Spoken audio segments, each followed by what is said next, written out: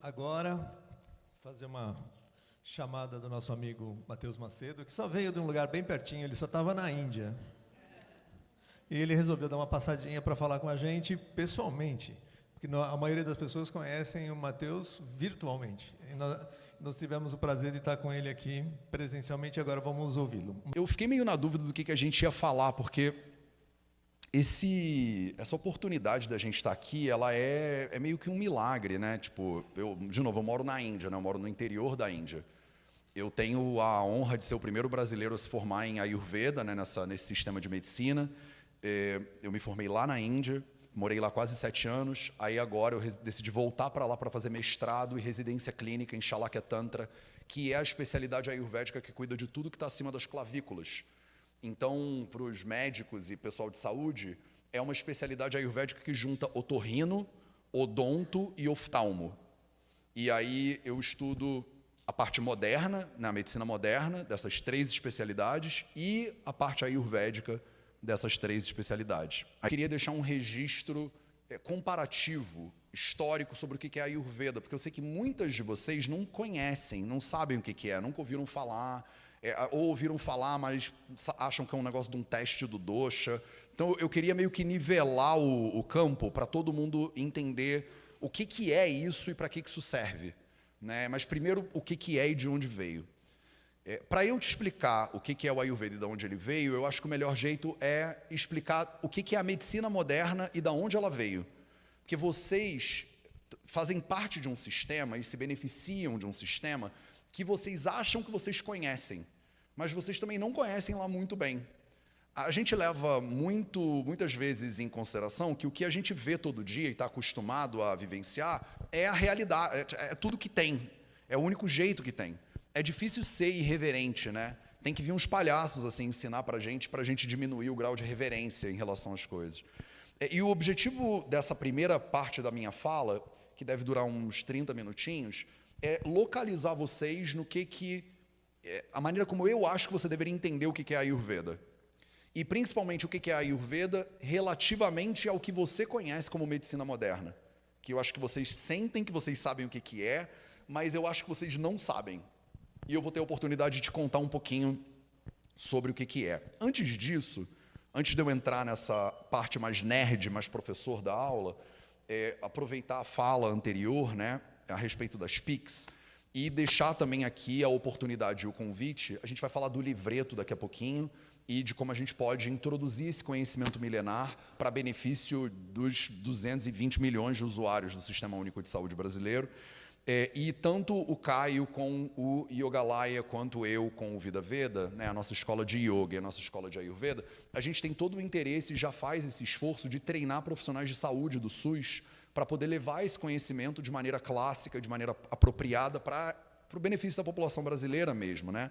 Eu já fui convidado para treinamento no SUS, por exemplo, já fui a Nova Petrópolis, né? Me mandaram um e-mail de Nova Petrópolis, Rio Grande do Sul, no interior do Rio Grande do Sul, falaram, você podia vir aqui dar um treinamento para a galera do SUS? Aí fecharam amanhã o SUS, botaram 300 profissionais de saúde dentro de uma sala, veio o prefeito, subprefeito, e eu tive a oportunidade de fazer um treinamento que a gente chamou de como cuidar de quem cuida. Como é que a gente pode treinar os agentes de saúde para eles poderem primeiro cuidarem da própria saúde e transmitirem esse cuidado para outras pessoas. Tem alguém aqui que é agente de saúde, médico, nutri, que trabalha com saúde mesmo? Tem umas 4, 5 pessoas. Legal.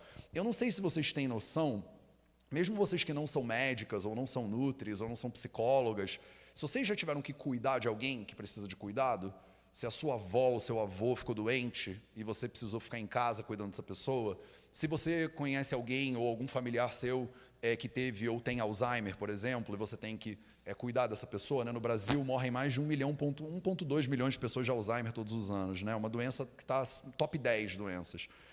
Se você teve que cuidar de alguém que estava doente, e assim, estatisticamente, sem querer ser dramático, vocês vão ter que fazer isso, sendo profissionais de saúde ou não, vocês vão ver que o peso para a pessoa que cuida é muito grande. O cuidador, muitas vezes, ele não tem capacidade, muitas vezes ele não tem atenção social para ser cuidado primeiro. E não tem como a gente ter um sistema de cuidado que a gente não cuida de quem cuida, porque gradativamente o sistema vai desmoronando. A gente fez treinamento em Nova Petrópolis, depois eu dei um treinamento no SUS no Rio de Janeiro, a gente foi chamado para palestrar lá também para um grupo de pessoas, foi muito interessante, e as pessoas vinham me puxar no final e falavam, Matheus, eu sou enfermeira, e assim, a minha saúde está péssima, eu estou péssima. Foi logo depois da pandemia, quando começou a abrir, né, que a gente fez esse treinamento, e a gente falava, cara, como é que você vai ter um sistema que a gente não cuida da base do sistema? Esse sistema está fadado a desmoronar mais dia ou menos dia. Então, cuidar desses profissionais, ensinar para eles técnicas de yoga e de ayurveda que possibilitem um autocuidado gratuito. Eu acho que não tem como, a gente não tem como não fazer isso, sabe? É a nossa obrigação, o nosso privilégio, ele gera a responsabilidade da gente agir nessa direção. Então, fica aqui todo o meu interesse também, se em algum momento você conhece alguém que precisa de ajuda nesse sentido, que quer se formar ou que quer estudar, venha estudar com a gente. A minha escola de Ayurveda, por exemplo, todos os nossos cursos são de contribuição consciente. Então, a gente diz quanto a gente acha que você deveria contribuir, mas se você não tiver grana, estiver ferrado e quiser estudar mesmo assim, você manda um e-mail para a gente, não paga nada ou paga quanto você quiser, não faz diferença nenhuma para a gente vai continuar ensinando mesmo assim. Tudo que a gente quer é pegar esse conhecimento clássico, que eu vou mostrar para vocês agora de onde ele veio, o que ele é, e espalhar ele para o máximo de pessoas possíveis. Isso aqui é o legado da nossa humanidade, assim. É um conhecimento que ele é nosso por direito, ele foi desenvolvido por outros seres humanos, não tem por que a gente não se beneficiar disso. E eu acredito numa maneira de praticar e ensinar o Ayurveda que seja integrada com o sistema moderno. Eu não acho que tem que ter briga entre as PICs. As práticas integrativas e complementares, elas deveriam ser, como o próprio nome diz, integradas.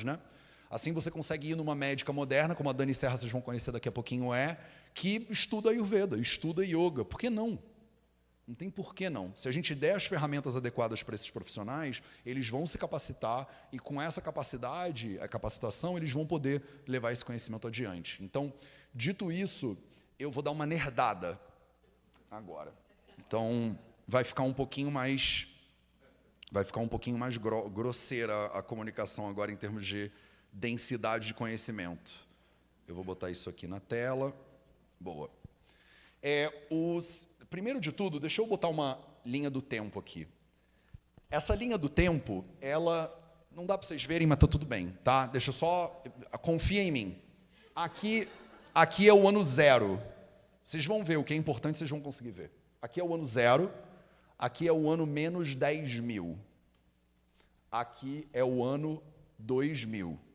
Então, a primeira coisa que eu quero que você perceba, eu escrevi lá em cima, é que ela está fora de escala. Tá? De 0 a 2.000 e de 0 a 10.000 não devia ter a mesma distância, mas tem porque ela está fora de escala. Tá? Isso aqui é mais ou menos um resumo de tudo que aconteceu na história da humanidade. Então, tem uma linha do tempo inteira sobre os egípcios, os chineses e o conhecimento tradicional védico, que foi desenvolvido lá na Índia. Não faz diferença você não ver, porque não vai ser uma aula de história do conhecimento humano. Tá? O que é importante para vocês é assim, o sistema que vocês chamam de medicina, que você dá por compreendido, você ouve falar, eu fui num médico, você pensa, eu sei o que é um médico, ele começou do jeito que vocês conhecem aqui. Foi 360 a.C., com um grego que chamava Hipócrates. Quando você se forma em medicina, em muitas faculdades, você ainda faz o juramento hipocrático. Ele é considerado o avô da medicina. É a referência mais antiga do sistema que vocês conhecem. Mas ninguém do sistema moderno faz medicina que nem ele faz, medicina hipocrática.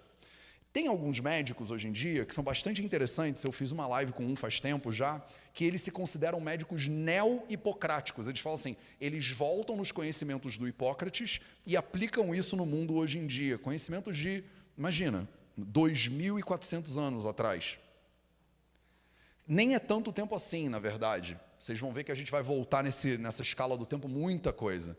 Mas a verdade é que a maioria dos médicos, quando você fizesse uma faculdade de medicina, seja ela qual for, você não vai aprender grande parte do que ele ensinava e o que você pratica é muito diferente do que ele praticava. Depois, 1000 anos quase depois, teve um sujeito que chamava Avicena. Isso aqui já era medicina árabe. Eu sei que a sensação que a gente tem hoje a respeito de países árabes pode ser que não seja assim, é o ápice do conhecimento científico, mas teve uma época, 1000 anos atrás, que eles eram a referência. Eles eram a referência de arquitetura, eram a referência de matemática, eram a referência de desenvolvimento científico de forma geral e de medicina de forma específica. E aí você tinha o Alhazen e o Avicena. O Avicena é considerado o pai da medicina moderna. Se o Hipócrates é o avô, o Avicena é o pai. Eles não têm nenhuma relação, tá? 1000 anos depois, pelo amor de Deus. O Alhazen, ele é considerado o pai do método científico, que é um troço que vira e mexe, povoa a consciência de vocês. Toda vez que você compartilha uma postagem de Facebook, fala, saiu um estudo científico, que a gente gosta de fazer esse negócio, né? E ciência de Facebook, né? Porque saiu um estudo que prova, as pessoas adoram esse negócio. Quando você fala que saiu um estudo científico, a ideia de científico, ela vem desse cara, do Alhazen. O Alhazen foi o primeiro cara que formulou a estrutura básica, né, filosófica sobre o que é o método científico. E ele disse, né, se você é um cientista de verdade, você tem que formular uma hipótese e essa hipótese tem que poder ser atacada por todos os lados. Você não deveria se apegar ao que você concluiu, porque ciência não se faz com base na sua opinião. E você não deveria defender a sua opinião. Tu não devia ter um partido da tua opinião. O que você está tentando é avançar o conhecimento científico, e não é avançar as suas ideias, as suas percepções. Então você está tentando entender a realidade, a natureza, chega a uma conclusão, coloca essa conclusão no meio da sala. Aí vem todos os outros cientistas e todos eles podem opinar a respeito do que você formulou. E se alguém vier e disser assim, olha, eu testei isso aí que você formulou, você achou que era camomila para dor de cabeça. Eu testei com 100 pacientes e, na verdade, todo mundo continuou com dor de cabeça. Esse negócio não funciona. Você deveria abrir mão da sua hipótese. Você não deveria estar casado com as suas ideias. É isso que a gente chama de pensamento científico. O contrário disso é um pensamento dogmático. Você, né, acredita num troço e você acha que é isso, e se vier outra pessoa e fala que não é isso, você briga com ela. O que é muito interessante hoje em dia é porque tem muitos médicos que são dogmáticos e tem padres que são científicos. Olha que interessante, né? Uma pessoa que é religiosa, mas mantém a mente aberta e mantém as hipóteses que ela acha que o universo funciona daquele jeito, abertas para discussão e para serem negociadas e criticadas por outros, pelos seus pares, né, como a gente diz. Então, é só para vocês entenderem que tem uma diferença muito clara aqui entre a mentalidade científica e uma mentalidade que está constantemente aberta. Ela está constantemente disponível para ser revertida, ou para ser repensada, ou para ser jogada fora. Se você vira para um médico e fala assim, olha, eu tenho um negócio aqui que chama Ayurveda e ele pode beneficiar enormemente as práticas integrativas, o SUS e tal e tal. A pessoa fala, não, eu não acredito em Ayurveda. Eu falo para a pessoa, mas é que não é uma questão de acreditar. Não é uma crença, não é uma religião. Não foi um cara que desceu da montanha com umas placas dizendo o que é e a gente continua acreditando nesse troço até hoje. Essa não é a ideia do Ayurveda. Então, se você tem abertura, se você tem uma mentalidade científica, o que eu vou te falar agora talvez seja bastante interessante. A ciência, né, o que vocês chamam de ciência, continua evoluindo. No século XVI, o Johannes Kepler escreveu um tratado que chama Astronomia Nova. Foi talvez um marco, né, porque ele sugeriu que o nosso planeta ele não é o centro em volta do qual gira todo o universo, e sim que o nosso planeta que, na verdade, gira em volta de um astro maior, que é o Sol, né? Até então, na Europa, pelo menos, porque lá na Índia a gente já sabia disso há uns 3.000 anos, né? Já tinham outros livros que já falavam isso há mó tempão. Mas como o nosso conhecimento é muito eurocêntrico, a sensação que a gente tem é que se não aconteceu na Europa, não aconteceu em lugar nenhum, né? Então, para a Europa, esse aqui é o marco fundamental de virada, assim, né? O início desse processo de iluminismo e da sensação que a gente tem de que a gente pode compreender a natureza, né? O René Descartes, no século XVI, escreveu o Discurso do Método. Vocês conhecem a tal da frase do penso, logo existo. Foi aqui que ele escreveu esse troço. Ela nem significa exatamente o que a maioria das pessoas acham que significa, mas o fato é que o Descartes ele fez uma divisão, né, da emoção e do corpo e da mente. É como se a mente ela é superior ao corpo. O raciocínio lógico, analítico, ele é superior às emoções e à sensação. É como se o seu corpo ele fosse só... Ele é o Uber da sua mente, sabe? Tipo, ele carrega a sua mente para todos os lados, mas ele não é tão importante assim. O que importa é a sua capacidade de compreensão a respeito da realidade. Isso aqui continuou, né? Estou fazendo um histórico rápido, e aqui, na metade do século XIX, uns 150, 170 anos atrás, a gente teve alguns marcos que moldaram o que vocês chamam de medicina. Agora eu estou chegando em vocês. A sensação que você tem quando você vai num médico, hoje, você ficou com dor no joelho, ou com dor no pescoço, ou com uma indigestão, ou com fibromialgia, enxaqueca crônica, esclerose múltipla, você vai num médico, o que ele faz de medicina começou bem aqui, na metade do século XIX. Um dos primeiros marcos foi esse cara que estava lá em cima, William Morton, né? 1846, foi a primeira cirurgia na Europa que foi feita com uso de anestésico. E foi uma marca. Até então, quando você ia operar alguém, até arrancar o dente da pessoa, era tipo assim, toma 2 goles de vodka e morde aqui, porque vai doer, não tem muito o que fazer. O Morton, ele foi a primeira cirurgia documentada, né, com uso de anestésico. Além do Morton, 47, o Ignaz Semmelweis, um alemão que escreveu Die Prophylaxis der Kinderbettfieber, a profilaxia da febre puerperal. A ideia revolucionária, na metade do século XIX, 170 anos atrás, de que o médico obstetra, depois que ele fez o parto de um bebê, antes dele ir para a próxima grávida, ele tinha que lavar as mãos. Está aqui nesse livro, de 170 anos atrás. Você acabou de fazer um parto, por favor, lava as mãos. Essa é a ideia que eles chamam de profilaxis, né? De profilaxia, vocês conhecem isso até hoje, né? É impressionante porque a gente conhece isso até hoje, mas também não pratica. O último estudo que saiu no New England Journal of Medicine, eles fizeram um estudo nos Estados Unidos verificando a assiduidade dos médicos e enfermeiros em relação à lavagem de mãos e descreveram que 50% dos médicos e enfermeiros não lavam a mão entre pacientes. No século XXI, 170 anos depois. A gente ainda não aplicou. Não faz muita diferença porque na época do Semmelweis também ninguém acreditou nele.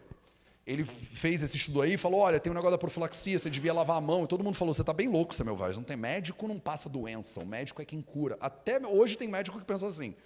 Tipo, eu sou o guardião da cura, né? Às vezes a gente tem um pouco de síndrome de Deus, né? Quando estuda medicina.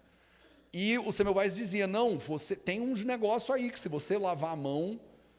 E olha que interessante, 170 anos atrás, deixa eu fazer um parêntese porque eu não me aguento. Há 2000 anos atrás... A gente tem um livro ayurvédico que chama Sushruta Samhita, é um livro de cirurgia, de especialidade cirúrgica. O Ayurveda foi o precursor da cirurgia, inclusive da cirurgia moderna. Se vocês tivessem estudado medicina, que a maioria da turma não fez medicina, mas se você estuda otorrino, por exemplo, quando você faz uma cirurgia de nariz, né, uma rinoplastia, até hoje tem um negócio que eles chamam de retalho indiano, que foi descrito há 2000 anos atrás nos textos clássicos do Ayurveda. A cirurgia de nariz... ela começou no Ayurveda 2000 anos atrás, na real.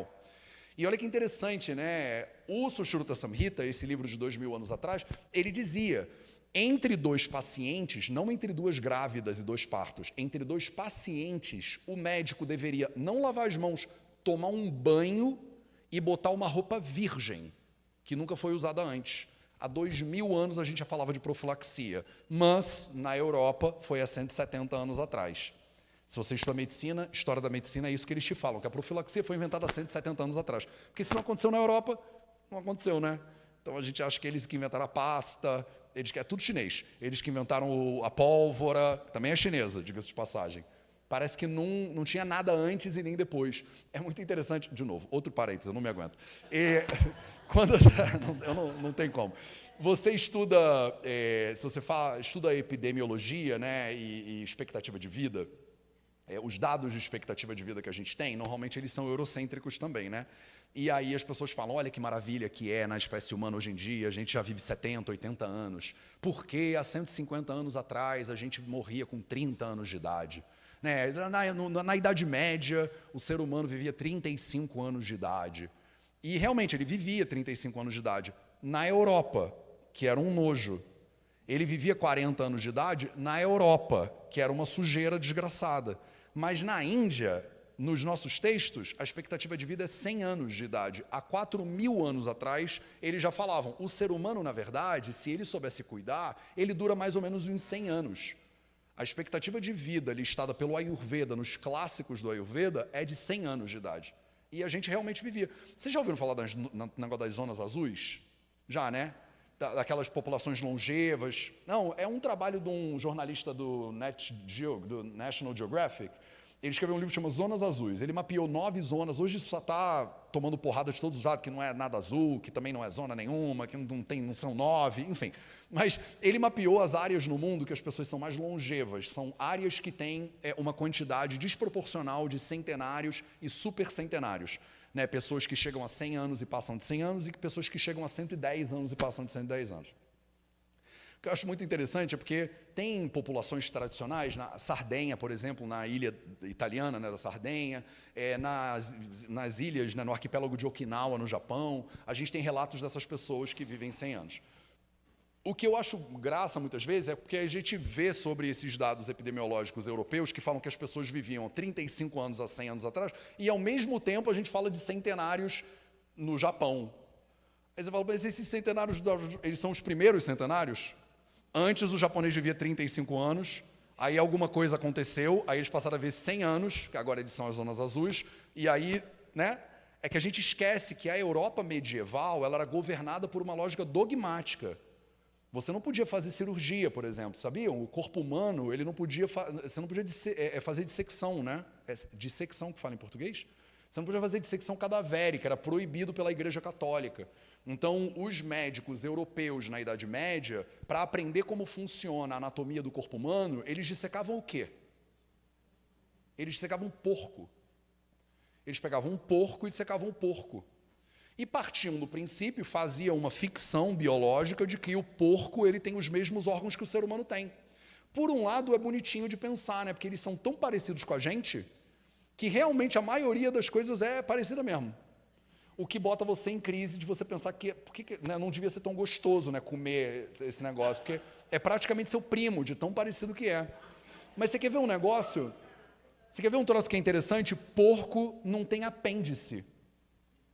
Porco não tem apêndice.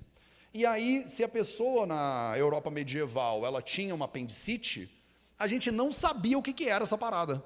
Então o paciente começava a ter dor, tinha dor, ninguém sabia o que era um órgão oculto, e a pessoa morria de apendicite. Aí, como não posso deixar de dizer, vocês sabem o que eu vou falar, né? O que já tinha 2000 anos atrás lá na Índia? Já tinha técnicas de dissecção do corpo humano, porque não tinha igreja católica, falando que não podia. Dentro do hinduísmo, por exemplo, das tradições védicas, não é proibido fazer dissecção no corpo humano. Então, você pega o Sushruta Samhita, no capítulo 4 do Sharirasthana, que é um volume dentro desse livro gigantesco, ele diz exatamente como é que você tem que fazer dissecção cadavérica no corpo humano para você poder entender todo, e lista todos os órgãos que tem lá dentro. A gente fala que a circulação sanguínea foi mapeada, também, obviamente, na Europa, há 3 minutos atrás. Mas se você olhar esse texto de 2000 anos atrás, ele tinha lá todo o sistema de circulação, as artérias, as veias, de onde sai, para onde vai. Eu já estou falando tudo isso, alguém de vocês deve estar pensando na sua cabeça, mas calma aí, se esse conhecimento ele é tão antigo, ele já sabia essas coisas todas, como é que tu é o primeiro a estudar esse troço? Por que um monte de gente já não foi para lá e já fez essa faculdade de medicina? Né? A gente talvez chegue lá. 1878, Louis Pasteur, todo mundo conhece esse cara, né? Esse nome, ele não é estranho. Ele escreveu um artigo que chama Les microbes organisés, os micróbios organizados. Olha que bonitinho. Ele falou, tem uns bichinhos. Cara, eu não sei muito bem, mas eu sei que tem uns bichos. Se você pegar o leite e você ferver o leite, e a pessoa beber o leite que foi fervido, tem menos chance dela ficar doente depois. Se ela tomar o leite não fervido, ela tem mais chance de ficar doente. Se ela tomar o leite fervido, ela tem menos chance de ficar doente. Como é que a gente chama o processo de ferver o leite? Pasteurização. É por causa desse cara aqui, 150 anos atrás, mais ou menos. Hoje a gente não usa mais o mesmo processo. Hoje a gente usa pasteurização flash, né? Altas temperaturas, curtinha duração de tempo, para matar os tais desses bichinhos. Todo mundo achou que o pastor estava louco. Acharam que ele tinha comido cogumelo, alguma coisa assim. Que bichinho é esse, pastor, que tu está vendo aí? Não dá para ver, não tinha ainda os microscópios que depois a gente foi desenvolver. Mas isso aqui é a base do que vocês chamam de medicina hoje em dia. É a base. A ideia de que você vai fazer uma cirurgia e vai receber anestésico. A ideia de que tem uns bichinhos e a gente está o tempo inteiro lutando contra esses bichinhos. Demorou mais uns 50 anos para a gente dar mais um passo. E o passo que a gente deu foi esse cara aqui, tem nem 100 anos atrás, 99 anos, vai fazer 100 anos ano que vem. O Alexander Fleming foi o cara que descobriu a penicilina. Aqui começou uma era, que é a era que vocês vivem. Isso aqui é que nem um peixe dentro d'água, ele não sabe, né, que está dentro d'água. Já ouviram essa historinha? né? 2 peixinhos jovens estão nadando lá no oceano, aí passa um peixão mais sábio, mais velho, e fala assim, e aí, rapaziada, como é que tá a água? E aí os jovens falam, como assim, que água? Né? Muitas vezes, quando você nasceu dentro d'água e você viveu dentro d'água, você acha que a água é uma realidade que não tem nem como observar, né? Você tem que ficar um pouco mais velho para entender que você está dentro d'água. Você está dentro de uma água que é o que a gente chama de era dos antibióticos. Ela não começou há muito tempo atrás, ela começou há 99 anos atrás, vai fazer aniversário. Ele descobriu que tem um remédio que mata umas bactérias, assim, e que antes a gente não sabia. A gente já falava que tinha os bichos, você tinha que lavar a mão, aquela coisa toda, uns 50 anos atrás, antes disso. E aí ele descobriu, no bolor do pão e tudo mais, a história da penicilina. E olha que interessante, né? Tinha tanta gente doente por causa desse tipo de infecção, né? Por causa desses micróbios, dessas bactérias, que você ia no meio da rua e via penicilina cura gonorreia em 4 horas. Vocês têm noção de quanta gente tem que ter gonorreia para você fazer uma publicidade dessa no meio da rua? Não era, imagina hoje em dia, imagina ter um negócio desse no meio do... Penicilina cura candidíase. Aí você fala, não, mas não importa, mas você anota o número, né? Você fala, não deixa ninguém ver que você está tentando tirar uma foto do negócio e fala assim, pô, tem que falar com isso depois. Você fala, que isso, amigo, você tem gonorreia? Não é que você tem gonorreia, é que todo mundo tinha gonorreia. A ponto dele falar, ó, em 4 horas, hein? Pô, isso aqui é rápido, hein? E nem é tão caro assim. Venha que eu vou te ajudar. Porque todo mundo tinha gonorreia naquela época. Hoje em dia ainda tem um pouquinho, mas não é tanto. Hoje em dia a gente já está em 5ª geração de antibióticos, já não serve mais para nada, já estão dizendo que vai acabar em breve a era dos antibióticos. Eles estão parando, estão ficando resistentes, super resistentes, hiper resistentes, resistente mega blaster, resistente plus, com raio laser. Ninguém mais sabe. Daqui a pouco você vai ter uma gripe e você morre de gripe porque você vai tomar um remédio e não serve mais para nada. Porque a gente usa esse negócio errado. Tem lá as diretrizes clínicas claras de como usar. Se você tem uma cistite, você acabou de ter um sintoma de cistite, você não devia sair tomando antibiótico. Mas você fala, eu senti um pouquinho, eu já tomo antibiótico. Estou com uma dorzinha na garganta, antibiótico. Aí a gente usa quando não precisa, para de tomar antes do tempo, não faz o ciclo completo, faz tudo errado. Populacionalmente falando, a gente usa muito mal esses remédios. E aí os bichinhos ficam resistentes, e aí eles vêm para a guerra, né? Enfim, isso começou 99 anos atrás, não é tanto tempo assim. Década de 80, David Eddy e David Sackett, 2 pesquisadores bem conhecidos, década de 80, vamos combinar? Metade da sala, a galera ali de trás não estava viva ainda, nem sabe o que acontecia. Eles pularam. Tem uma galera que está na sala que pulou, é o Chan. Eles não sabem, você fala, eles não têm nenhuma referência de quem foi a feiticeira. Eles acham feiticeira, ela devia fazer feitiços. Eu falo, então, não é bem isso. Se eu falar para essa galera, se eu falar para eles a palavra tiazinha, eles pensam que é a irmã da mãe dele. E vocês que regulam comigo, vocês sabem muito bem onde a gente estava. A gente abafa o caso. Vocês estavam comigo nessa. A gente via isso em cadeia nacional. Elas estavam de lingerie. A gente achava normal essa parada. Normal. Vocês que são geração alfa, nem precisam. Não tem isso no... Não tem isso no TikTok, né? O David Eddy e o David Sackett, na década de 80, eles desenvolveram um conceito revolucionário que chama medicina baseada em evidências. Essa ideia é da década de 80. Eles falaram assim, o médico, no processo dele de atuação clínica, ele tem que se basear num tripé. Primeiro, as melhores evidências clínicas. Ele tem que ter uma base boa em evidência. Segundo, ele tem que ter experiência clínica. Terceiro, ele tem que se basear em princípios e valores éticos. Tem um tripé. Você tem que absorver o que tem de melhor de evidência científica, você tem que ter prática clínica e você tem que ser ético. Esse conceito é da década de 80. Se você conhece um médico que se formou em medicina em 1970, ele não estudou isso aqui, porque não tinha, você não tinha internet. Você estava na USP, você esperava vir um jornal, uma notícia lá de Washington. Hoje em dia a gente entra na internet, acessa no PubMed ou numa base de dados qualquer dessas, e você acessa tipo um mundo de evidência científica. O problema que a gente tem hoje não é falta de acesso, é falta de tempo, né? Saem mais de 100 mil estudos científicos só de nutrição todos os anos. Quem é que dá conta de ler esse negócio? Com calma, e analisar de verdade, e ver se a estatística foi bem feita, se o N era relevante, o P... Sabe? Tipo, a gente mal consegue estudar estatística médica, né? A gente tem estatística, né? Eu agora que estou no mestrado, aí eles caem de pau na estatística, mas na graduação, eu tive estatística assim, en passant, porque eles falam, tu não vai usar tanto esse negócio. E a real é essa, que a maioria dos médicos não tem uma base estatística legal para pegar e ler um artigo científico e entender exatamente se aquilo ali é evidência relevante ou não é. Felizmente ou infelizmente, essa é a realidade que a gente vive. Dando exemplos para vocês. Isso aqui eu estou só tentando te explicar o que é esse sistema que você conhece. A água que você nada dentro dela e nem reconhece que ela é água. Em 1988, vendia heroína na farmácia. Vendia cocaína também. Heroína era usada para tratamento pediátrico. A gente dava heroína para criança. Aí você pode pensar assim, mas Mateus, a heroína quem fazia era quem? Era o Pablo Escobar? Não, era a Bayer. Era a heroína da Bayer que vendia na farmácia. E se é Bayer, né? Boa! Heroína, 100 e poucos anos atrás, era comprada na farmácia. Aí você pensa, mas Mateus, que absurdo, você está puxando uma história que não tem mais nada a ver. Não é mais assim já há muito tempo. Em 1919, uma pesquisadora fenomenal, uma das mulheres, né, cientistas mais reverenciadas do mundo, a Marie Curie, uma das únicas mulheres, eu acho que talvez a única, que ganhou 2 prêmios Nobel, numa época que vocês nem podiam votar na maioria dos lugares do mundo. Você vê o tamanho da genialidade da mulher. 20 e poucos anos de idade, ela já era PhD, tinha prêmio Nobel. E a gente está aqui, né, tentando, fazer o nosso trabalho. Ela descobriu um novo elemento químico, só isso que ela fez, essa mulher. E chamaram esse elemento químico de rádium. Você conhece rádium por causa de radioterapia, de radiação. Pois bem, eles descobriram que se você pegasse esse elemento químico, fizesse ele, botasse ele num formato de pasta, e você passasse ele na sua pele, a sua pele brilhava. Olha que maravilha. Aí criou-se o Radior. Passe Radior na sua pele, que ela fica brilhando, olha que maravilha. Tem 110 anos, mais ou menos isso.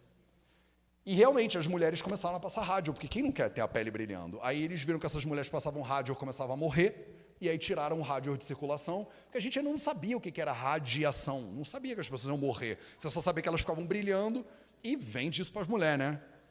Porque é isso, vocês, na nossa cultura, é um horror, mas é verdade. As mulheres, em grande medida, são aquele porquinho da Índia, né? Que você fala assim, experimenta esse negócio aí, vê se funciona.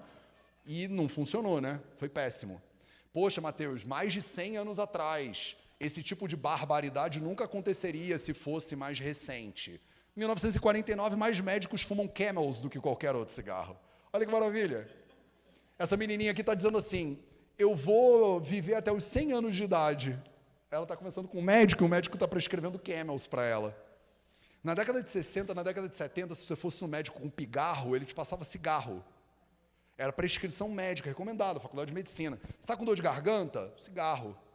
Evite o pigarro dando a sua baforada. Todo mundo fumava. Você não precisa ser tão mais velho assim. Eu cansei de voar em avião que tinha cinzeiro.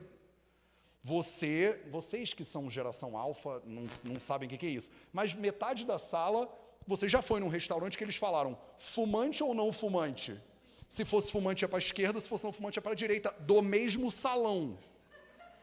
Com o mesmo ar circulante. E a gente fingia que a física não funcionava ali dentro daquele restaurante. Dentro de avião, você está numa cápsula fechada e tem uma sessão de fumante, outra sessão de não fumante, sabe? Isso aqui é tão loucura, porque os jovens da sala, vocês não têm noção do que a gente já passou. Vocês não sabem como a vida de vocês é uma maravilha. É um milagre atrás de outro milagre se você nasceu depois da década de 90, entendeu? A gente teve que lidar com uns negócios, meu irmão, que não tem como explicar. Eu não sei como é que a gente está aqui, a gente é sobrevivente. Isso aqui é um bando de guerreiro.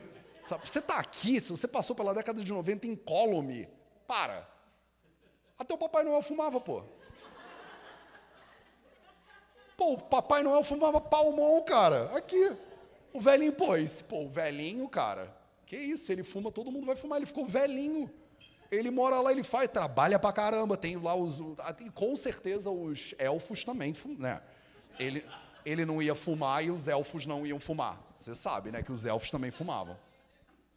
Cara, você quer ser fitness? Fuma um Lucky's. Quer continuar saudável? Keep fit. Reach for a Lucky's, isso é muito bom. Isso aqui é da década de 50, cara, não é tanto tempo assim. Meu pai nasceu na década de 50, não é nem meu avô. Você quer uma dica de como, quando você encontrar uma pessoa que você acha assim, cara, eu acho que essa é a mulher da minha vida, esse é o homem da minha vida. Vocês não esperavam por essa, mas eu vou dar uma dica para vocês de conquista aqui agora. Os jovens ficaram todos felizes já. Quer uma dica de conquista da década de 50? Essa propaganda aqui diz assim, aqui embaixo. Não dá para ver nessa apresentação.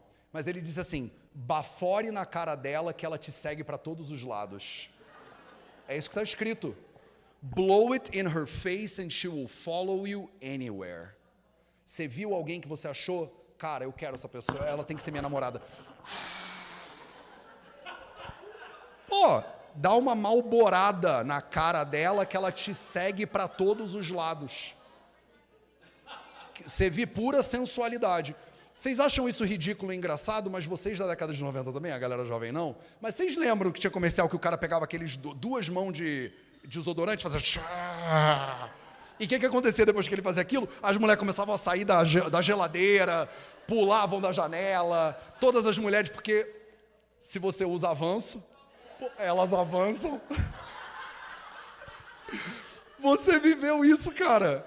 Você viveu a ideia, a ilusão, a ficção da física, de que se você botasse um bando de Axe, se você botar dois ao mesmo tempo, se você tiver com muito cheiro de Axe, nenhuma mulher resiste ao seu poder de sedução. Essa é a versão da década de 80, 90 dessa porcaria aqui. Vocês entendem? Isso aqui faz muito pouco tempo. Médicos fumavam. Ainda fumam. Tá bom, 2000... tem 70 anos, Mateus, as evidências. 2014, capa da Time Magazine, a revista de maior circulação do planeta Terra na época. Eat butter, coma manteiga. Os cientistas disseram que a gordura era o inimigo, porque eles estavam errados. E aí o Brian Walsh, o cara que esse jornalista pegou um estudo científico péssimo, interpretou ele todo errado, e aí botou na capa da Time Magazine. Pô, e vamos combinar, dá até vontade, né, de passar isso aqui, você fala assim, porra, isso tá lindo demais. O argumento dele é, a comunidade científica falou para você que gordura saturada faz mal para a saúde, aumenta o risco de doença cardiovascular, e você, né, o maior assassino de seres humanos no planeta Terra, você devia tomar cuidado com esse negócio. E aí a Time Magazine fala, os cientistas estão errados. Olha por que eles estão errados. Meteu lá um estudo científico querendo provar que eles estão errados. E aí, logo depois, sai uma matéria na Harvard T-Chan, é tipo o blog de medicina da Universidade de Harvard. E nesse blog ele fala, esse estudo que foi usado sobre gordura dietética e doença cardiovascular, ele é seriously misleading, ele vai confundir as pessoas. Os pesquisadores de Harvard, eles falaram, essa matéria que saiu na Time, ela é confusa. A análise dele contém grandes erros, contém grandes omissões. A análise deles vai causar confusão na comunidade. Quem leu a Time Magazine? Quase todo mundo. Quem lê a Harvard T-Chan? Ninguém, né? Dois doidos. Então, desde 2014, já tem 11 anos desse estudo e a gente continua batendo cabeça com esse negócio. Eu falo sobre gordura saturada na internet e as pessoas falam, porque é doido, mora na Índia, não sabe nada, não sei o quê, e a gente tem até 11 anos de confusão. Por quê? Por quê?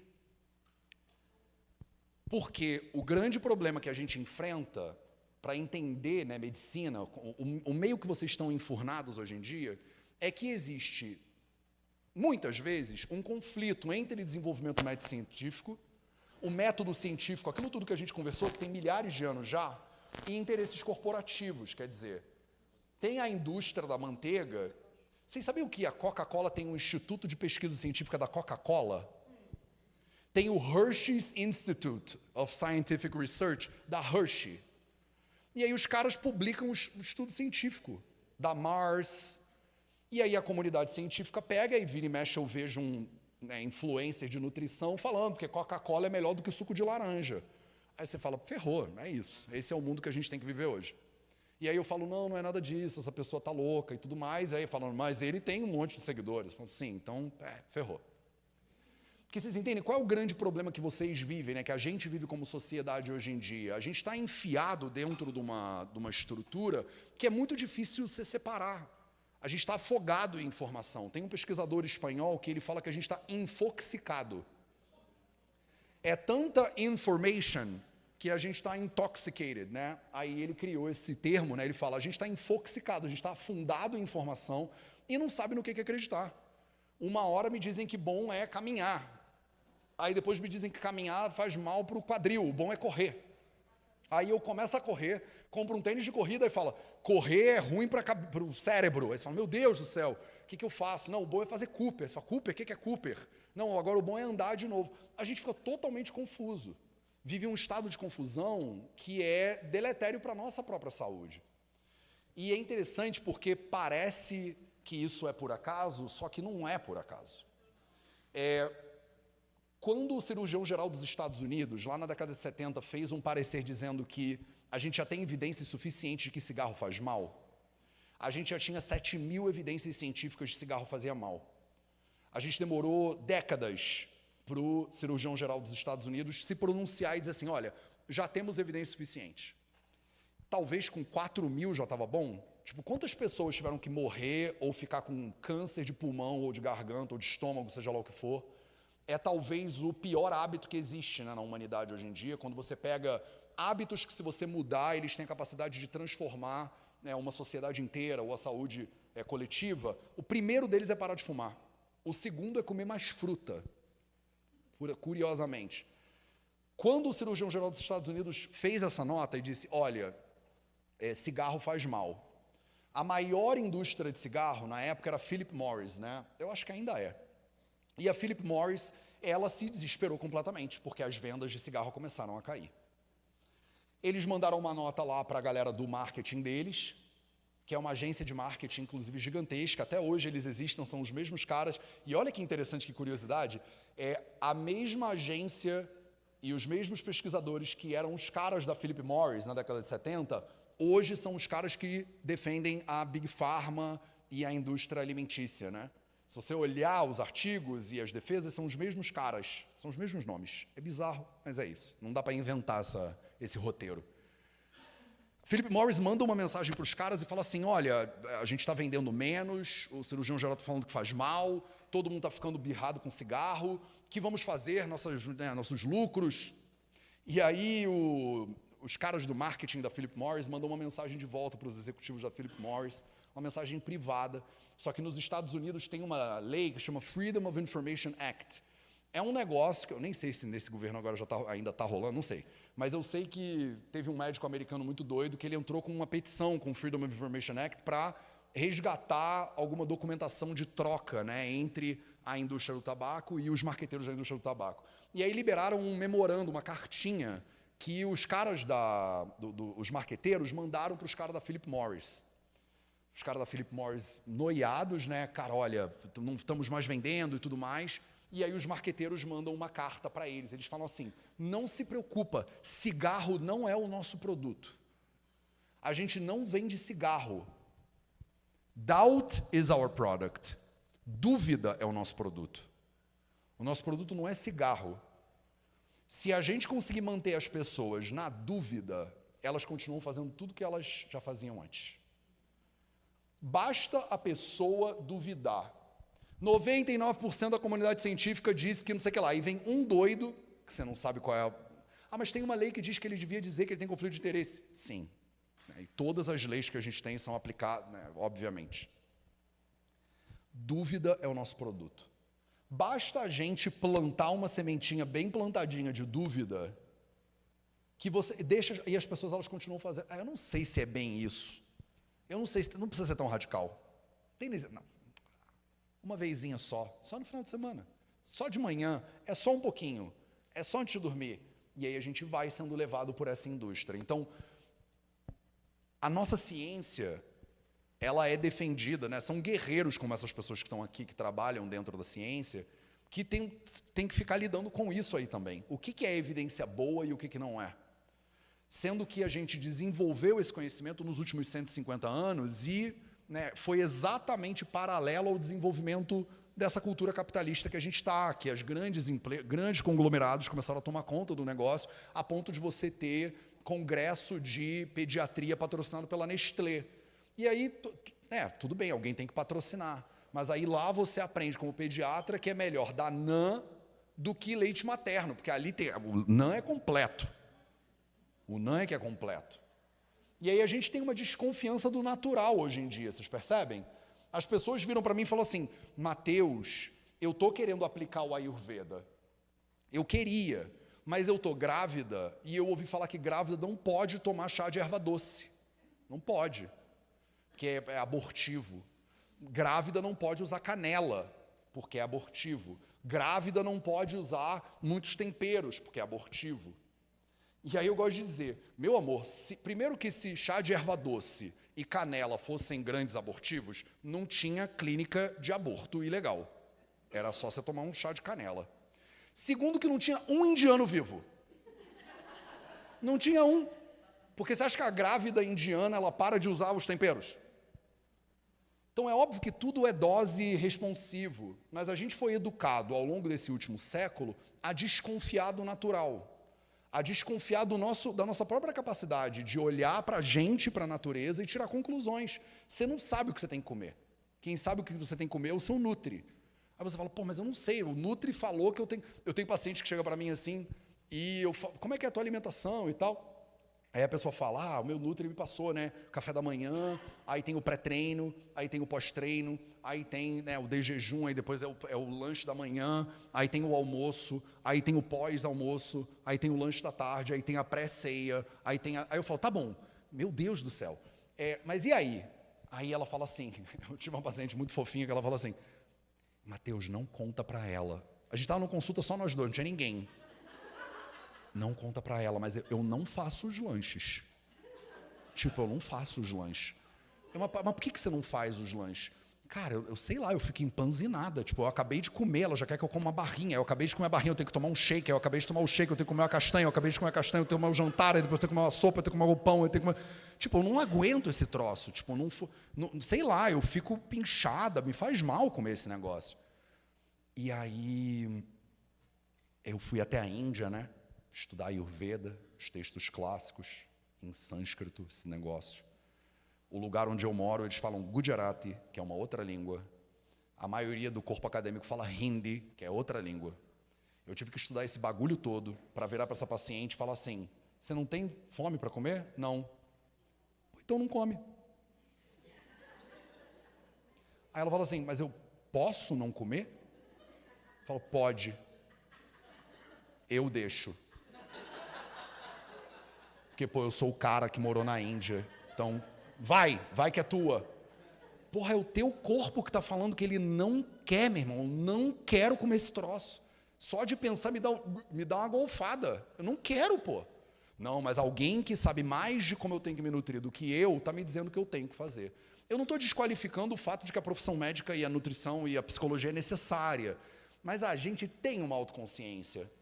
Eles nomearam essa palestra como é que você toma as rédeas de volta da sua saúde nas suas mãos, né? E o primeiro passo que vocês têm que dar é recuperar a qualidade de autoconfiança que vocês têm. Quer dizer, o seu corpo ele não veio quebrado de fábrica. O seu corpo ele não é burro. Ele não veio cheio de gatilhos que foram todos construídos para te ferrar. Vocês, principalmente que estão num corpo feminino, vocês têm essa informação triplicada em cima de vocês. Você menstrua todo mês? Vai sofrer. Veio com defeito, veio para sofrer. Antes tu vai sofrer, aí o teu humor vai ter que mudar, e na hora que descer, dá dor pra caceta.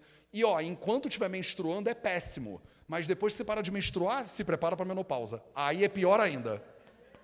Parece que vocês vieram com defeito de fábrica, sabe? Tipo, e aceita que é isso, o corpo feminino veio cheio de defeito.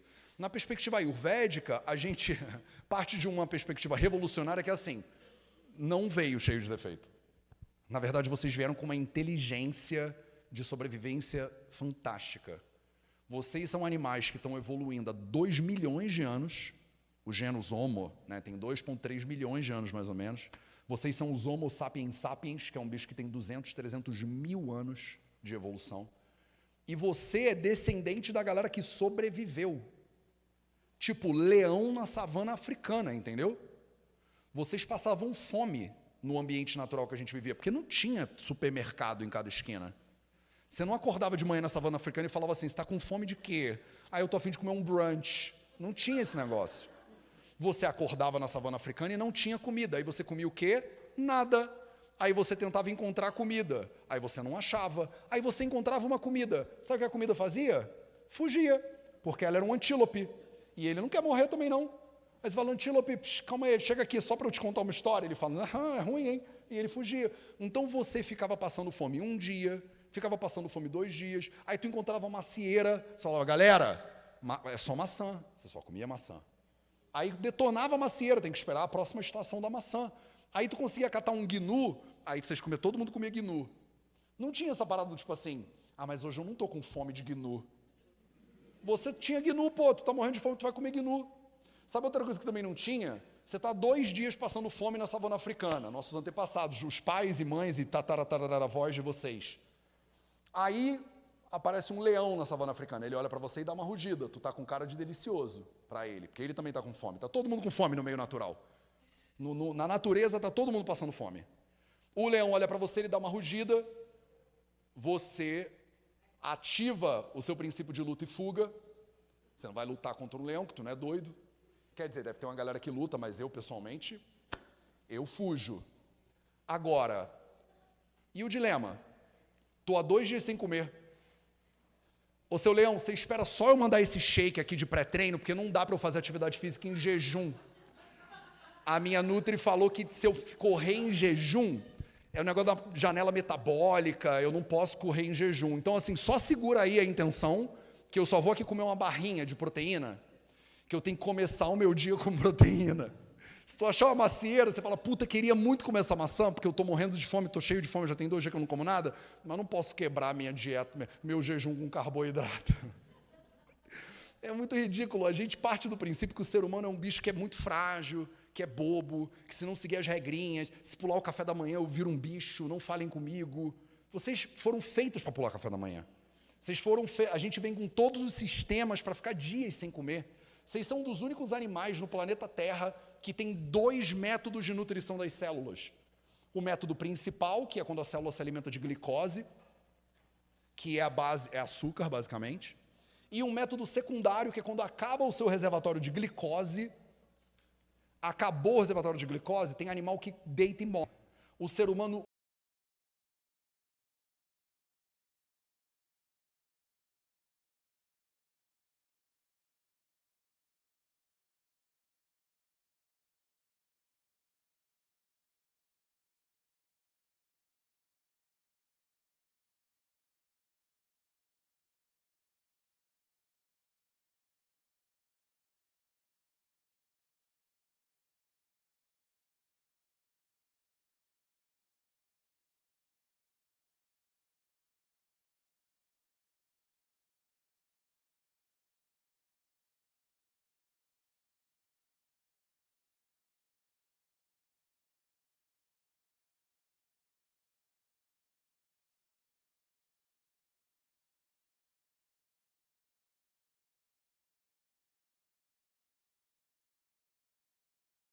de nutrição, de psicologia, de tudo para conversar. Mas é importante vocês saberem que é isso aí. Eu quero ajustar a escala disso, mas antes eu quero mostrar para vocês o que é o Ayurveda, que esse era o objetivo dessa fala. O Charaka Samhita é o texto mais antigo que a gente tem. Ele tem mais ou menos uns 4.000 anos. Ninguém sabe quanto tempo ele tem, porque era oral primeiro, aí depois foi escrito. Ele chamava Agnivesha Tantra. Foi um conjunto de médicos que se juntaram e fizeram lá o desenho desse negócio. Para quem é médico, ou para quem já ouviu falar de medicina, isso aqui é tipo um Harrison's, mais ou menos. É um compilado de medicina. Ele foi revisado 360 a.C., lá na altura do Hipócrates. O Hipócrates estava bombando na Grécia e eles estavam revisando esse texto milenar lá na Índia. E 600 depois de Cristo teve uma outra revisão. Além desse texto ter sido escrito e revisado ao longo do tempo, ele também foi comentado. Então ele foi comentado ao longo dos séculos.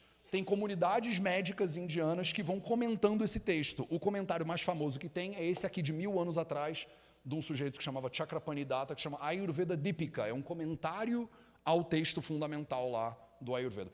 Esse livro é um livro de milhares de livros que a gente tem, mas ele foi o que mais sobreviveu ao teste do tempo. Eu uso ele na minha prática clínica todo santo dia. É impressionante como a gente tem isso aqui na nossa mão, assim, para a gente pegar. É conhecimento que não sofreu interferência da indústria farmacêutica, por exemplo. É o legado da humanidade, é nosso conhecimento. E não é só ele, tem outros. Mas se eu ajustar a escala, que antes ela estava desajustada, agora eu ajustei. 4.000 anos atrás, e aí você vê que o vermelhinho ficou menorzinho um pouquinho, né? Isso aqui é medicina moderna. Eu queria explicar para vocês a Ayurveda em relação à medicina moderna, porque eu acho que isso faz mais sentido na sua cabeça. Não acho que é uma competição. É o porquê que você deveria estudar Ayurveda. Por que eu acho que esse sistema está disponível para vocês e vocês deveriam tirar proveito dele, principalmente o pessoal da saúde. Porque se isso aqui é a medicina moderna, isso aqui é o Ayurveda. O que a gente tem que a medicina moderna não tem? A gente tem tempo.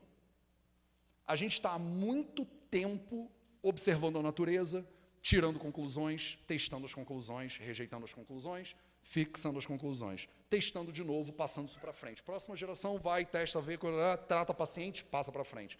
Então, imagina a quantidade de gerações de médicos e de comunidades científicas que passaram por esse conhecimento. Num país que é a Índia, que há 5.000 anos atrás já tinha grandes centros urbanos, como Varanasi era. Se você conseguir tirar a tua percepção da percepção eurocêntrica, que é achar que se não tinha na Europa não tinha nada, que na Europa, 600 anos atrás, não tinha nem país direito. Era uma zona aquilo lá. Há 1.000 anos atrás, na Europa, você não podia pesquisar a ciência, porque a Igreja Católica é que mandava no rolê todo. E naquela época eles não eram tão flexíveis que nem eles são hoje, né? Na Índia não tinha esses bloqueios. Na Índia a gente pesquisava o corpo humano, dissecava, testava as plantas, fazia remédio, fazia cirurgia, diga-se de passagem. Tudo que vocês conhecem como medicina hoje em dia moderna, já tinha na Índia há 3.000, 4.000 anos atrás. Óbvio que não é do mesmo jeito. E aí o que a gente faz hoje na Índia? A gente estuda a moderna. A cidade onde eu moro, Jamnagar, eu vou chegar lá, mas é porque eu estou apertado, né, um pouquinho de tempo. Ela tem o único centro da Organização Mundial da Saúde para práticas integrativas e complementares. É na minha cidade.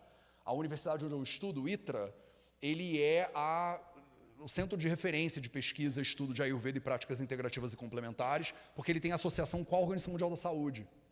Então, para vocês entenderem, o Ayurveda é uma ciência médica reconhecida pela OMS, é reconhecida pelo Ministério da Saúde, é uma prática integrativa e complementar do SUS. Tipo, não tem nenhuma barreira mais impedindo a gente de pegar isso aqui, treinar profissionais e espalhar esse conhecimento. Foi daqui que surgiu o livreto que a gente vai falar para vocês já já. E não é só o Charaka Samhita, tem o Sushruta Samhita, tem o Ashtanga Hridayam, tem milhares de textos. Não é um cara que foi um guru que se iluminou e intuiu alguma coisa. Se você lê os textos, você vai ver um bando de médico conversando. Vem lá um médico e fala, o que vocês acham que a gente deveria fazer? Aí vem um dá uma opinião, o outro dá uma opinião, o outro dá uma opinião. Aí ele fala, eu acho que o melhor é esse caminho aqui. E eles falam, é verdade, o melhor é esse caminho aí. Tá tudo escrito, só que está escrito em sânscrito, né? Você tem que aprender a ler esse troço, ou você tem que vir estudar com o pessoal que consegue, né, fazer isso. Cada um desses textos clássicos é comentado, né, década após década, gerando essa base de conhecimento que hoje em dia, isso aí foi há 1 ano atrás, hoje em dia com certeza já está maior. Se você entrar no PubMed e botar a palavra Ayurveda, você encontra pelo menos uns 8, 9 mil artigos científicos. A gente tem mais evidência científica publicada de Ayurveda do que de homeopatia, diga-se de passagem, que é uma ciência bem complexa, né, que gera bastante confusão nas pessoas, né? A gente tem um departamento na universidade onde eu faço mestrado que chama Ayurgenomics. Eles estudam só Ayurveda e genômica moderna e as conversas possíveis entre esses dois campos. Tanto que o primeiro resultado de Ayurveda é Ayurveda and Epigenetics, por exemplo. Tem grandes centros de referência na Índia que pesquisam e publicam sobre a Ayurveda. A Gujarat Ayurveda University mudou de nome, agora é ITRA, né, um instituto de pesquisa e ensino de Ayurveda, que é onde eu estudo, é a minha alma mater, onde eu fiz a faculdade, estou fazendo o mestrado e provavelmente vou fazer o doutorado. O NIA, né, de Jaipur, que é outro centro de referência lá na Índia, também tem brasileiros agora lá estudando no NIA. E a Banaras Hindu University, que também é uma grande faculdade. A diferença é que o National Institute of Ayurveda é Ayurveda puro, é uma faculdade, uma universidade inteira que só estuda Ayurveda. O ITRA, que é a Gujarat Ayurveda University, também só estuda e pesquisa Ayurveda. E a BAGU, ela é uma faculdade que tem engenharia, medicina moderna, enfim, arquitetura, tudo, né? E o Ayurveda é uma das possibilidades de formação lá. Se você faz vestibular na Índia, que não é vestibular, você escolhe para qual caminho você quer seguir, né? Para onde você quer ir com esse conhecimento. Você quer estudar medicina moderna ou quer estudar Ayurveda? Eu moro na Índia, na Rua dos Hospitais, chama Hospital Road. Porque de um lado da rua tem o hospital moderno e do outro lado tem o conjunto de hospitais ayurvédicos. A gente recebe pacientes que vão no hospital moderno, fazem o tratamento, e aí falam, tá bom, o médico não tem mais nada que ele pode oferecer, cruzam a rua e vem no ayurvédico. Tem gente que fica doente e vai direto no ayurvédico. E olha que interessante, tem um monte de médico moderno que só se trata no ayurvédico. Eu estou me especializando, entre outras coisas, em otorrino, e otorrino é o departamento, é o ambulatório da gripe, né? Então, todo mundo que tem alguma coisa, nariz escorrendo, sinusite, vem parar, né, no otorrino. E tem pelo menos um médico que, 2 semanas atrás, eu estava lá no ambulatório, e ele veio, era um médico do Hospital Moderno, e a gente perguntou para ele, né, por que houve, né? E ele só se trata, ele falou, só me trato com Ayurveda. Eu falei, mas você não usa você não usa o que você estuda e tal? Ele não. E olha que interessante, os médicos ayurvédicos que eu conheço só se tratam com moderna. Os meus colegas de turma, eles também têm o ceticismo em relação ao Ayurveda muitas vezes, e aí acabam caindo na moderna. Eu não tenho nada contra nada disso, diga-se de passagem, tá? Eu acho que isso é maravilhoso, eu acho que é nessa conversa que a gente vai crescer, porque todas essas ciências, todos esses ramos, eles têm o mesmo objetivo. O objetivo é servir a humanidade. Se você é profissional de saúde e a sua cabeça está no lugar certo, o teu objetivo é servir. Se você quer servir, você está servindo quem está ali na tua frente, que é o paciente. Se para ajudar essa pessoa você vai usar nutrição, psicologia, medicina moderna, ayurveda, medicina tradicional chinesa, moxabustão, não faz diferença. O que importa é que essa pessoa ela tem que ser bem servida, ela tem que ser cuidada, ela tem que sair desse encontro melhor do que ela entrou e ter a possibilidade de viver uma vida longeva, saudável e feliz a partir desse encontro. E eu acho que a medicina moderna tem, obviamente, um monte de coisas incríveis para oferecer, mas o meu argumento é que o Ayurveda também tem. E quanto mais a gente sentar para conversar, mais a gente vê as similaridades. Se vocês entrarem lá no nosso canal do YouTube, por exemplo, vira e mexe eu entrevisto médicos modernos, né? E o que acontece mais é colaboração. A gente tem muito mais pontos em comum. Já fiz, inclusive, live com galera da medicina tradicional chinesa e a gente fica, você também pensa assim? A gente também. E quando que você trata não sei o que lá? A gente faz esse assado. Pô, pode crer, isso também é que a gente chama de Shen, aí você chama de não sei o que lá. E a gente fica só e às vezes discorda. E isso também é maravilhoso, porque o raciocínio ele tem que ser científico. O ayurvédico tem que estar aberto a todo esse conhecimento ser revisado. E o moderno também. E o chinês também. Eu acho que nessa troca, no final das contas, quem ganham são as 220 milhões de pessoas que a gente está tentando servir. E que a gente tem a responsabilidade de servir. Não é que a gente está querendo servir, a gente tem que servir essas pessoas. E é por isso que a gente teve essa iniciativa. Eu posso já falar do livreto ou vocês querem fazer uma pausa? Posso embalar? Eu chamo a Dani, deixa comigo. O que aconteceu, né? Na minha escola, a gente tem vários cursos diferentes para níveis diferentes, né?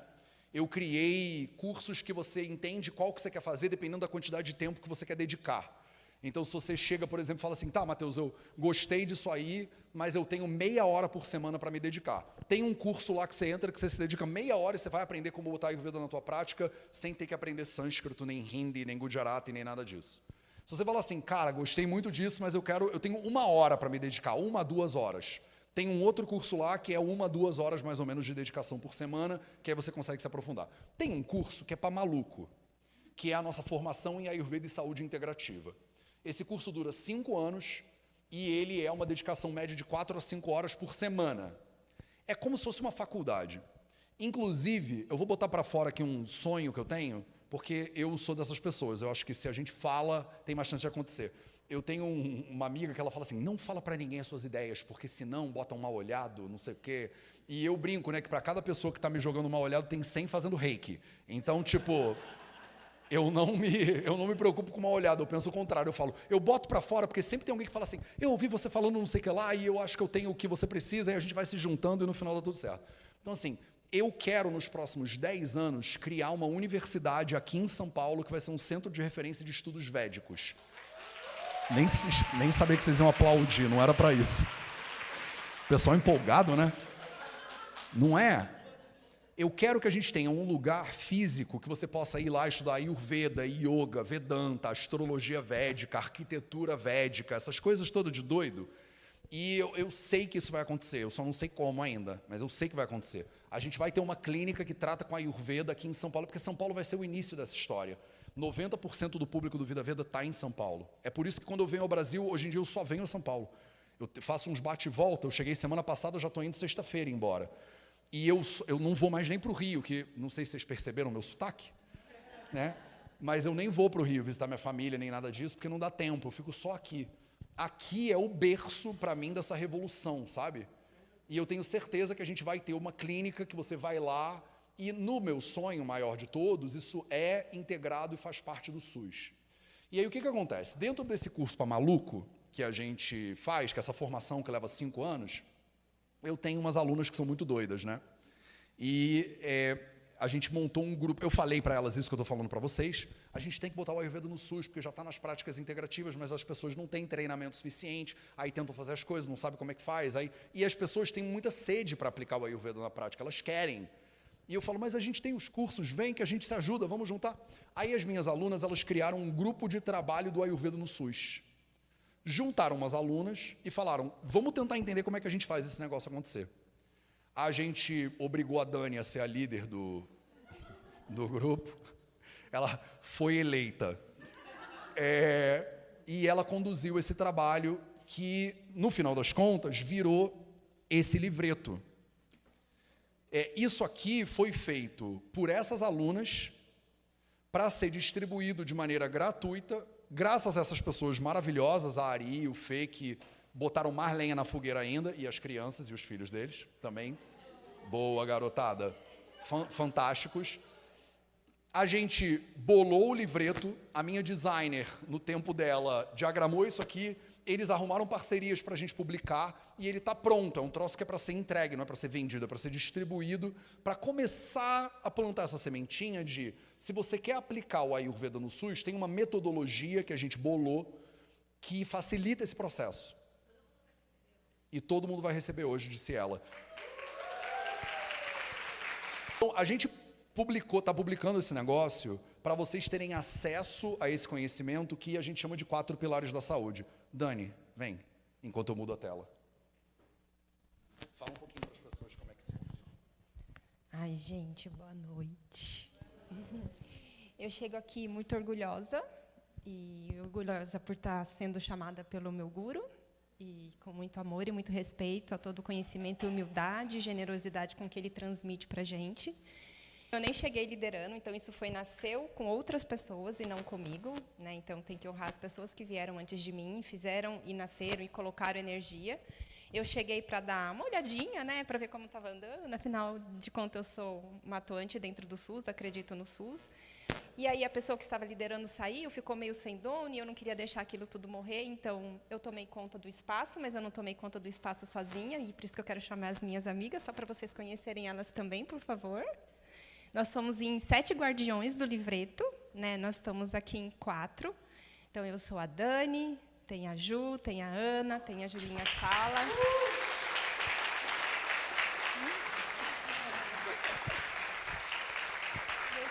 E eu não posso deixar de falar que nós temos a Fábia Barros, o Ricardo Omega e também a Luciana Abreu, que não estão aqui fisicamente, mas está dentro dos nossos corações, prestigiando esse momento em que a gente está muito feliz, porque foi construído com muita verdade e com um desejo sincero de que vocês tenham acesso àquilo que a gente tem como benefício hoje em dia, que é a nossa própria saúde, o nosso vigor, a nossa disposição. E a gente não quer guardar esse conhecimento só para a gente. Então, foi uma maneira em que a gente encontrou de fazer isso real, com o apoio da comunidade do Vida Veda, da escola e das pessoas ali da equipe, da Thay, do Raposo. Então, a gente não pode esquecer de ninguém que fez parte desse processo, porque ninguém faz nada sozinho, a gente pode até fazer, mas não fica tão perfeito e tão lindo. E vai ser chegar para todos vocês, vai estar na comunidade. Eu acho que é muito importante dizer que a gente quer ouvir de vocês o que a gente pode fazer de melhor, porque isso tem que ser uma leitura não só para a gente, mas para as pessoas que estão recebendo. Então, isso é um material orgânico, vivo, que está pronto para ser modificado e adaptado para as realidades todas que chegam. E só tenho a agradecer e gratidão por confiarem e por me amarem depois dos meus prazos. Obrigada. Elas não só montaram o livreto, e aí a gente foi revisando, botou para a comunidade toda falar. A gente tem mais de 20 mil alunos que já passaram nos cursos de Vida Veda em mais de 50 países, né? Então eu viajo o mundo dando curso, dando palestra. Setembro eu vou estar no Japão, ano que vem eu vou para o Canadá, isso fazendo mestrado e tudo ao mesmo tempo, né? Eu não tenho filhos, né? Então dá tempo de fazer essas coisas ainda. E não só elas montaram um livreto que a gente vai distribuir para vocês de graça, como elas também tiraram o tempo delas para montar aulas sobre os 4 pilares da saúde. E aí a gente botou um curso dentro da nossa plataforma, que é gratuito para vocês, tem vários cursos gratuitos dentro do Vida Veda, e esse curso Ayurveda para Todos, Como Viver 100 Anos Livre de Doenças, é um curso que é todo ministrado pelas alunas do Vida Veda e entregue de maneira totalmente gratuita. Se você é profissional de saúde ou não é, e você quer começar a molhar o seu pezinho no conhecimento do Ayurveda, esse curso aqui está feito para você, a gente dá certificação no final, enfim. É uma loucura, a gente não sei como é que a gente dá conta de fazer essas coisas todas, mas no final acontece. Porque tem uns doidos também que entram junto e falam, vamos fazer lá no auditório, aí a polícia concordou. Eu falo, que isso, meu irmão? Aí vai virando uma loucura e no final dá tudo certo. Entra lá no vidaveda.org se você quiser, e aí lá em cima tem escrito cursos gratuitos. Tem vários cursos que a gente oferece de maneira gratuita, e agora esse está aqui em primeiríssimo lugar dentro desse hall. Lá você consegue baixar o PDF também do livreto. Então, se você quiser baixar, mandar ele para todo mundo, se você trabalha no SUS, se vocês quiserem colaborar de qualquer forma, é só dizer para a gente. Se quiserem formar profissionais, eu faço questão. É parte do nosso trabalho, porque a gente quer ver cada vez mais as pessoas saudáveis e felizes.